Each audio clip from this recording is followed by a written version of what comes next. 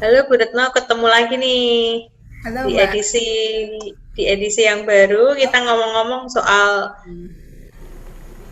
Mau ngomong soal remaja. apa ini Mbak? Soal Remaja. remaja, Bu. Oh ya. Biasanya kita kan ngomong-ngomong soal perkawinan, ngomong soal apa ya, masa lalu, pekerjaan. Ini kita ngomong-ngomong soal remaja nih Bu Retno, karena saya melihat karena kita yang pasti kita pernah jadi remaja ya kan. Punya anak remaja juga ya? Belum, kalau saya Bu Oh, Retno belum ini ya? yang sudah punya anak remaja. Bisa bagi-bagi ini pengalaman nanti Bu Retno gimana mendampingi anak remajanya. Saya melihat gini, apa namanya, kesuksesan seseorang ketika masuk di usia dewasa awal itu sedikit banyak dipengaruhi oleh apa yang dilakukan di saat remajanya. Jadi ketika seseorang sudah terbiasa untuk apa ya, mengupayakan diri, mengusahakan diri, berjuang, kemudian memiliki standar-standar tertentu ketika masa remaja ya, istilahnya kerja keras di masa remaja itu tampak banget waktu dewasa. Jadi ketika dewasa itu ketika dia masuk seseorang masuk di usia dewasa, masuk dunia kerja itu kelihatan gitu loh. Orang yang ketika dulu biasanya daya juangnya tinggi, dengan yang santai-santai itu kelihatan Bu Retno.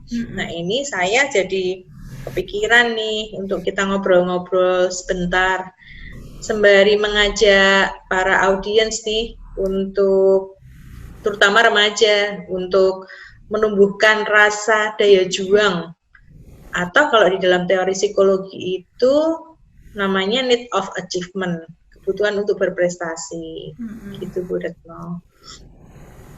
Nah ini kebutuhan berprestasi menjadi hal yang sangat penting nih menurut saya untuk ditumbuhkan secara mandiri, ditumbuhkan secara disadari oleh diri sendiri, bukan lagi menjadi dorongan dari orang lain. Kalau dulu waktu masih anak-anak kan untuk mencapai prestasi misalnya untuk mau belajar lah, contohnya mau belajar supaya dapat nilai bagus itu kan masih ada di telinga ini mendengar perintah dari orang tua ya, atau dari guru besok belajar ya supaya dapat nilai bagus, atau dari orang tua ayo belajar supaya besok dapat nilai bagus gitu.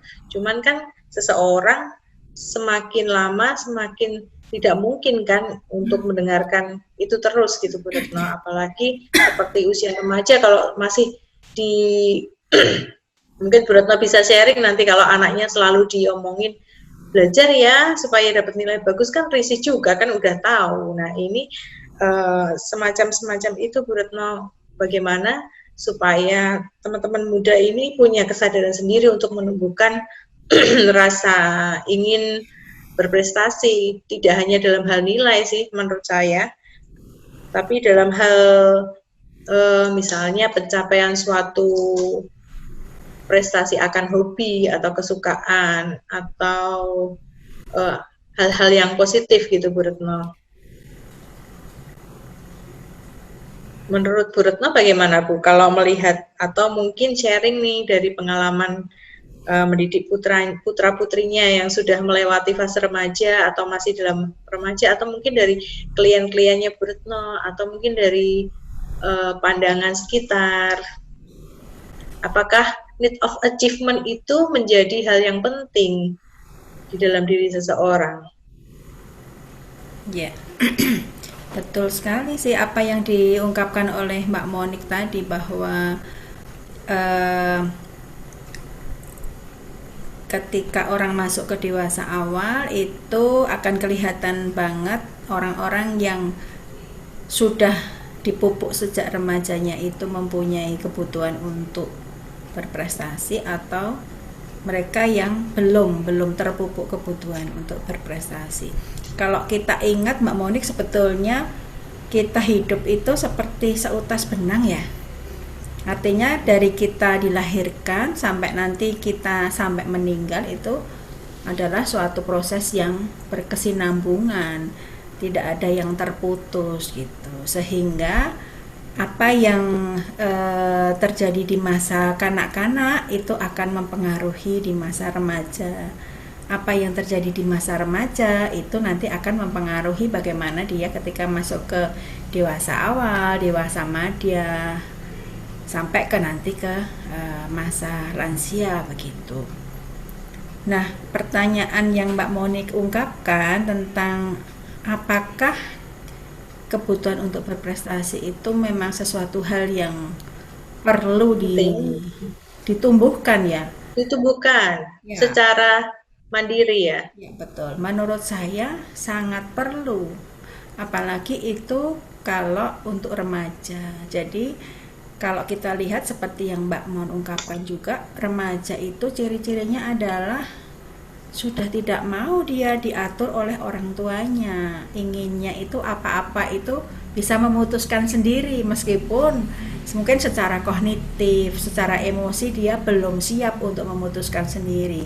Tetapi pada fase-fase remaja itu kebutuhan itu sudah muncul begitu.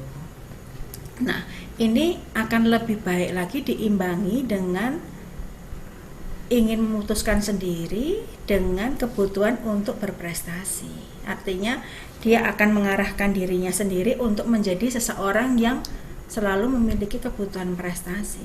Mengapa demikian? Pada usia remaja kalau kita ingat tadi seutas tali tadi, arahannya akan menjadi manusia dewasa. Dia remaja, pandangannya sebaiknya tidak hanya pandangan sekarang ini, ketika saya remaja ini. Ketika remaja saya sudah masuk ke SMP kelas 2, oh saya sudah mulai tertarik dengan lawan jenis begitu ya, sudah mulai akil balik begitu, sudah badan saya sudah bongsor. Tidak berhenti di situ saja, tetapi bahwa oh ternyata saya ini sekarang sedang berproses ke masa dewasa. Nantinya usia saya akan bertambah terus. Lama-lama usia saya bisa 15, bisa 17, bisa 20 begitu. Dan mulai mengenali bahwa atau membangun kesadaran bahwa saya harus mempersiapkan hidup saya mulai sekarang. Saya harus mulai ancang-ancang untuk melihat hidup secara lebih serius. Artinya saya nanti akan memilih jurusan, saya nanti akan bekerja begitu ya. Lalu ternyata untuk masuk dari SMP ke SMA itu juga persaingannya ketat, atau nanti SMA ke kuliah itu juga persaingannya ketat begitu ya. Sehingga dalam diri remaja perlu ditumbuhkan untuk kebutuhan mempersiapkan diri untuk menghadapi persaingan ini, sehingga dia harus punya kebutuhan untuk saya harus menjadi orang yang baik dan lebih baik dari apa yang sudah saya lakukan sebelumnya. Intinya seperti itu dulu. Terus caranya gimana ya Bu Retno? Caranya supaya bisa menumbuhkan keinginan untuk berprestasi itu caranya gimana ya Bu Retno? Ya, jadi untuk remaja itu menumbuhkan kebutuhan untuk berprestasi itu sangat penting, karena remaja ini kalau ibaratnya itu adalah pijakan dasar untuk ke masa dewasa ya. Jadi awalnya atau modalnya untuk menata diri itu adalah pada masa remaja. Lalu bagaimana menumbuhkannya? Remaja melalui proses perjalanan perkembangannya dari dia masa kanak-kanak sampai dengan remaja sendiri, masuk ke remaja itu dia sebetulnya sudah bisa merasakan bahwa kalau orang itu berhasil melakukan sesuatu itu pasti mendapatkan reward dari lingkungan. Misalnya dari orang tua berupa ekspresi yang senang atau pujian begitu ya. Dari guru mungkin dari nilai begitu, atau dia disuruh mewakili apa. Itu merupakan reward bagi remaja. Nah, reward inilah yang membuat remaja sebetulnya terpacu untuk melakukan sesuatu dengan baik sehingga dia mendapatkan reward dari lingkungannya begitu. Tetapi kaitannya dengan bahwa ke depan itu persaingannya adalah semakin ketat untuk mencari sekolah, untuk mencari pekerjaan begitu. Sehingga remaja perlu untuk tidak hanya menuruti standar dari lingkungan, dalam arti kalau di sekolah itu ada SKM begitu ya, tidak hanya puas dengan standar yang ada yang ditetapkan oleh lingkungan, tetapi remaja sendiri secara internal itu perlu menetapkan standar pribadinya ya. Kalau di dalam pergaulan di dalam lingkungan yang sempit sekolah, kalau misalnya SKM-nya itu 7, mungkin ya bisa memacu dirinya untuk menaikkan sedikit, nggak usah nilainya nggak usah langsung 10, nggak, 7 jadi 7,5 dulu begitu. Artinya dia standarnya sudah lebih tinggi dibanding standar dari lingkungan luar begitu. Dengan upaya ini diharapkan dia akan lebih bisa memperlihatkan diri, lebih bisa menunjukkan, oh saya sudah melampaui SKM, oh nilai saya sudah tidak perlu mengkhawatirkan lagi untuk harus remedi dan lain-lain begitu.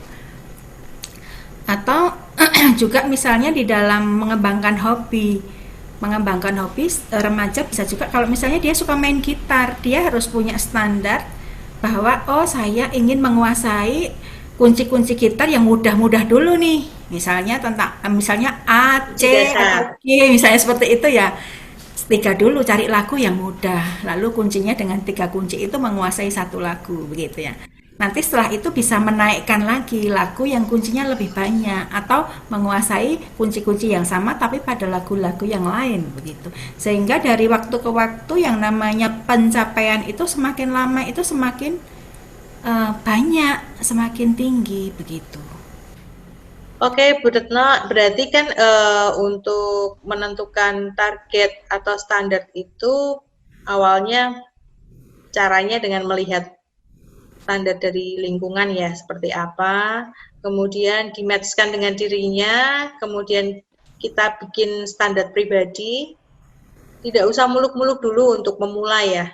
Jadi misalnya tidak usah muluk-muluk dulu, misalnya hobinya nyanyi ya, bagaimana bisa menyanyikan 1 lagu utuh dengan benar. Kemudian bertambahnya hari mesti standar itu naik ya. Itu adalah wujud dari need of achievement itu tadi ya. Jadi kalau standarnya lurus-lurus aja itu berarti need of achievement-nya belum nampak. Tapi kalau ketika semakin hari semakin dinaikkan standarnya, berarti kan need of achievement-nya sudah kelihatan. Nah, entah gagal atau berhasil itu soal belakang ya. Yang penting itu adalah usaha untuk menumbuhkan daya juang yang terus-menerus. Kalau misalnya ini kita pupuk terus di masa remaja, ini pasti sangat-sangat bermanfaat ketika nanti dewasa, terutama ketika bekerja, ketika berkeluarga, ketika memiliki tugas-tugas yang lebih berat ya kan. Jadi tidak terbiasa mengeluh karena sudah terbiasa untuk mencari strategi, mencari usaha, mengupayakan lah ya, begitu Bu Retno. Nah ini ada hal yang ingin saya tanyakan Bu, bagaimana tipsnya untuk para remaja nih ketika dalam membuat target atau standar pribadi itu dirasa sulit dicapai, apa tipsnya Bu? Sulit dicapai ya. Jadi ketika mungkin karena ini nih misalnya faktor lingkungan bukan faktor dari diri sendiri, diri sendirinya tuh upayanya sudah meletup-letup, keinginannya sudah meletup-letup, tetapi kan memang karena situasional kondisi di lingkungan yang tidak mendukung, bisa jadi apa yang distandarkan itu tidak tercapai, ada faktor eksternal yang mempengaruhi itu. Gimana Bu? Ya. Jadi memang ketika remaja itu menetapkan target, maka di samping itu ia juga harus mempersiapkan langkah-langkah untuk mencapainya, ya kan? Merencanakan saya harus melakukan apa, sumber daya pribadi saya itu apa, lalu daya dukung dari lingkungan itu apa.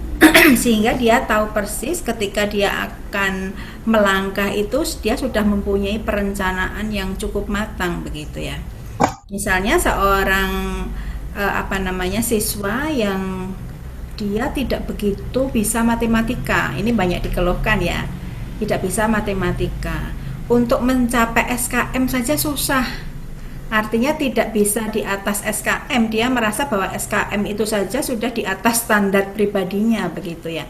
Maka kalau kita lihat teori dari kebutuhan berprestasi itu ada 3 hal yang harus kita lihat. Yang pertama adalah kebutuhan untuk berprestasi itu sendiri. Yang kedua adalah daya juang untuk mencapainya, dan yang ketiga adalah tingkat ketekunan orang dalam menjalani proses untuk mengarah mencapai target begitu. Tiga itu Oke. semuanya harus diupayakan, karena kalau berhenti hanya di niat saja, kebutuhan niat untuk melakukan tanpa daya juang itu juga tidak jalan. Terus tanpa ketekunan kadang-kadang terus di jalan mandek, itu yang ada kaitannya dengan pertanyaan Mbak Monik tadi. Bagaimana untuk apa namanya mencapainya itu. Nah, untuk remaja kalau misalnya dia menemui hambatan yang tidak berasal dari dirinya tetapi dari eksternal, maka yang 3 ini tadi harus dipanggil kembali, dipanggil ulang gitu ya. Saya ini tujuan saya apa? Niat saya sudah ada. Ternyata ada hambatan dari eksternal. Berarti saya tetap harus berjuang untuk mencapainya dengan mencari daya dukung. Kalau saya sudah berusaha semaksimal mungkin, daya dukung dari luar ini hambatannya apa? Dicari begitu. Jadi ketika merencanakan sudah mempertimbangkan aspek-aspek apa yang akan muncul sebagai hambatan. Misalnya kalau seorang tadi yang tidak bisa matematika, niatnya sudah ada, ternyata sekarang ada pandemi, mau les non sewu, orang tuanya kebetulan uangnya dipakai untuk makan, berarti kan itu hambatan dari luar. Karena ada daya juang, maka dia mencari alternatif. Oh, berarti saya harus mencari kelompok belajar yang ada teman yang bisa membantu untuk mengatasi saya mengerjakan matematika. Atau oh, saya berarti harus searching di internet tentang misalnya logaritma, misalnya seperti itu. Oh, Jadi saya harus intinya banyak. selalu ada ini ya, selalu ada jalan ya Bu Retno, kalau misalnya Ya, kita udah ada niat, udah ada daya juang, kemudian ketekunan yang dipupuk itu pasti selalu ada jalan ya. dan tekun ya, tekun dalam arti sudah berjuang dan tekun. Kalau misalnya belum bisa ya tetap berjuang, begitu, berjuang dan tekun untuk melakukannya begitu. Memang ini ada kaitannya dengan pengelolaan emosi. Jadi remaja juga harus berlatih emosi, jangan mudah mengeluh, jangan mudah putus asa, begitu ya. Itu yang mungkin perlu perlu belajar terus-menerus ya, supaya daya juang ini tetap kita bisa bawa kemanapun, ketekunan ini kita bawa kemanapun dan dimanapun begitu. Ya, betul, setuju banget sih Bu Retno. Nah, itu sampai dibawa sampai akhir hayat ya, Betul, betul, betul. sampai akhir hayat. Nih Bu Retno, yang terakhir nih Bu, eh yang terakhir tentang memang need of achievement itu menjadi hal yang sangat penting, tidak hanya ketika dewasa sampai akhir hayat, bahkan sampai akhir hayat pun ya, dan juga tidak bisa instan ya. Jadi memang harus diupayakan secara terus-menerus ya. Nah ini, tapi kalau kita mengupayakan itu terus-menerus, kita posisikan need of achievement itu sebagai prioritas yang utama, apakah akan membawa hal yang negatif, Bu? Ketika kita menjadikan itu sebagai prioritas utama yang yang paling penting ini, Ya. ada nggak kira-kira ya efeknya negatif? Kalau need achievement itu dipelihara tetapi tanpa disertai dengan keseimbangan terhadap need-need yang lain, nah ini bisa jadi orang itu menjadi ambisius. Pokoknya pengennya itu nomor 1, nggak boleh ada yang ngalahin, ya kan? Lalu Pinginnya berhasil berhasil terus. terus begitu. Kadang-kadang ini efeknya adalah ke satu adalah ke relasi sosial ya. Orang menjadi konsentrasinya pokoknya pengen juara begitu. Sehingga mungkin teman-temannya menjadi sedikit, relasi pertemanannya itu menjadi kurang hangat begitu ya. Padahal di masa remaja ini yang namanya hubungan pertemanan ini harus dipelihara, harus dipupuk begitu ya. Lalu yang kedua adalah kalau hanya kebutuhan berprestasi saja yang diutamakan, itu kalau orangnya ambisius bisa menimbulkan ketegangan emosi juga, apalagi kalau orang itu tidak siap gagal ya.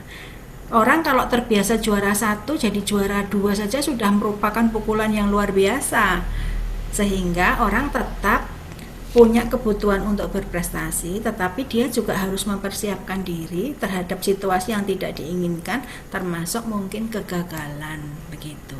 Jadi pengelolaan emosi, penyesuaian diri, kebutuhan untuk berelasi dengan orang lain, teman-teman lain itu menjadi semacam ramuan yang harus diseimbangkan dengan kebutuhan berprestasi tadi. Begitu Mbak Mon. Oke, kayaknya kebutuhan-kebutuhan yang lain itu juga penting nih kita bahas nanti di episode selanjutnya. Kayaknya masih banyak kebutuhan-kebutuhan yang perlu kita kenalkan ke teman-teman di luar, terutama kepada remaja. Jadi memang need of achievement atau kebutuhan berprestasi itu menjadi hal yang sangat penting, tetapi tidak hanya satu-satunya kebutuhan yang harus diupayakan, masih ada kebutuhan lain seperti tadi yang diungkapkan, ada emosi, pengelolaan emosi, kemudian bagaimana beradaptasi, berrelasi. Nah, ini kita bahas di episode selanjutnya ya. Oke. Setuju. Terima kasih ya obrolannya malam ini.